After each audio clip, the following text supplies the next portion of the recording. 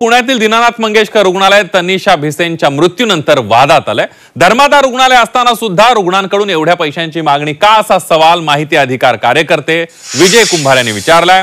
दरम्यान यानंतर धर्मादाय रुग्णालयांसाठी सरकारकडून एक कमिटी देखील स्थापन करण्यात आली। ही कमिटी धर्मादाय रुग्णालयांवर नियंत्रण ठेवण्याचं काम करेल, तसंच धर्मादाय रुग्णालयांनी आपली भूमिका योग्य प्रकारे पार पाडावी असा इशारा देखील मुख्यमंत्र्यांनी दिलाय।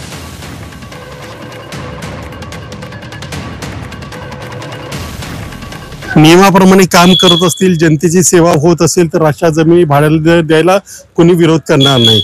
परंतु 10 लाख रुपये, बरं त्या फॅमिलीने पैसे भरायला नकार दिलेला नाही, फक्त वेळ मागितलेला आहे। अशा स्थितीमध्ये त्यांना वेळ न देता पैसे भरा नाही तर उपचार करणार नाही असं सांगितलं आणि मग त्या रुग्णाचा मृत्यू झाला। याच्यामध्ये संपूर्ण शासन, पुणे महापालिका, रुग्णालय प्रशासन हे सगळे जबाबदार आहेत आणि ही फक्त उघडकीला आलेली एक घटना आहे। अशा घटना रोज घडत असतात आणि त्याच्याकडे कुणीही बघत नाही।